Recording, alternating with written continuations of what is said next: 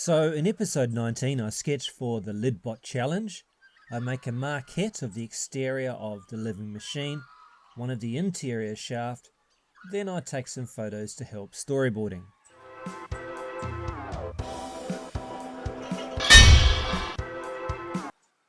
This build is part of Andy Mecha's Lidbot challenge. He has a style of building robots made from lids of different packaging that he collects, and he's been showcasing pictures of Lidbots built by his viewers, and they look fantastic. So I have this lid from a Clarence bottle that I will use as the basis for building a flying Lidbot, using the same rig as the original flying robot so that they can fly in formation.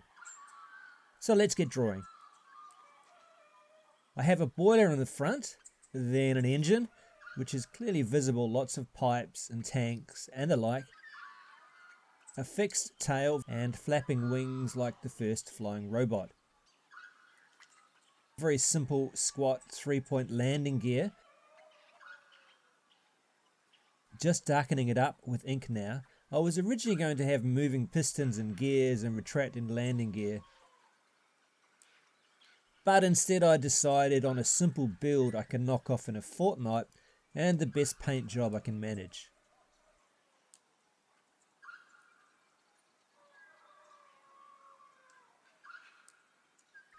So then, to get the top plan view, I just brought out the first flying robot to take a few measurements.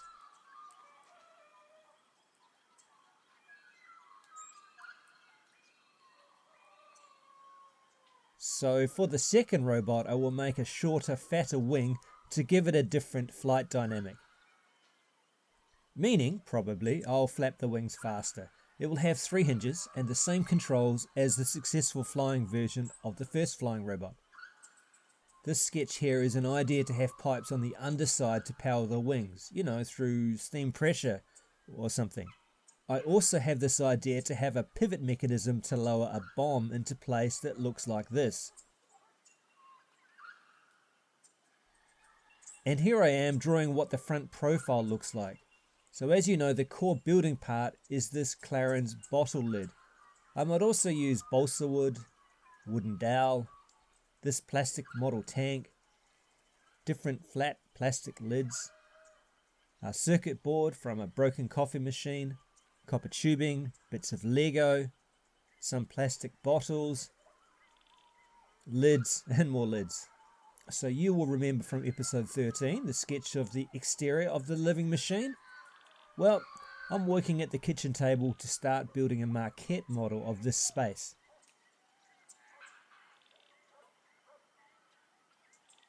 I started with a quick sketch of how it should look in 3D.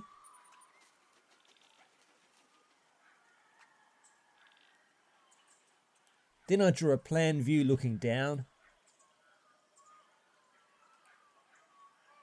Then I simply cut out the shape with a craft knife.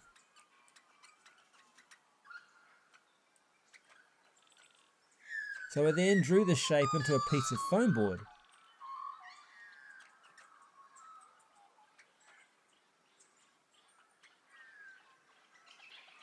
Then cut out the shape with the knife.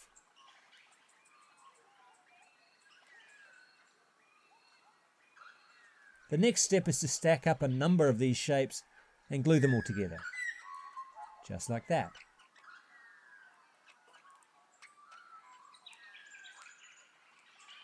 And the last step, I've cut out little cubes of balsa wood to represent all the machinery in approximate scale, and I will come back to the model in a little bit.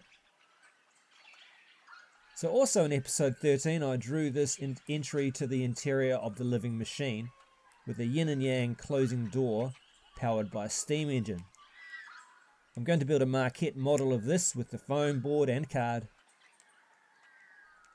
And as I do that, let me give a shout out to a specific video on the Wired channel about a guy called Luca Laconi-Stewart.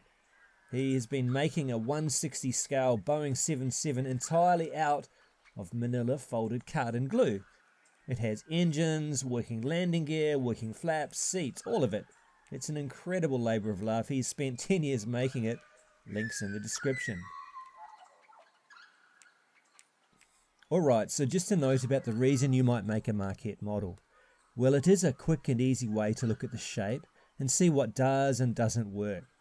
For me to work out my camera angles and think about how I will actually build the full set that will be up to 2 meters in length. Marquettes have a long history in architecture because it is better to work out mistakes on a model than, well, when the foreman is pouring concrete. So you can see what I have done here is to build a framework like a funnel. I line it on the inside with card and use a pencil to draw a spiral. Then I will paste strips of foam board on the side to form the spiral ramp. Just cutting and gluing as I go. I found this part very relaxing and zen. So I shut off the camera and went and finished the 2 Marquette models. Here they are, fit for purpose. All the way back in episode 2, I made an even simpler Marquette to demonstrate what will happen in the opening sequence, so let me repeat. This is the outside of the living machine. An aircraft carrier airship flies in and drops anchor. 4 flying robots take off, each carrying a single time-delayed bomb. They fly down to this hexalation fan. 1 robot plants its bomb, which blows up the fan and gives access. 3 flying robots fly down the tunnel. They reach this chamber. The yin and yang door has closed to protect the living machine underneath. 1 of the flying robots plants its bomb. The bomb blows open the door, and 2 of the flying robots enter the living machine. And scene. So I took a bunch of photos to figure out potential camera angles I can use for the movie. Here are some of those pictures. So in the next video I will start building my flying Lidbot, so tune in for that. So now go and look at Luca Laconi-Stewart's amazing cardboard airliner, link in the description. Or you can watch some of my own videos shown on screen. Click like and subscribe. Thanks for watching. Bye bye.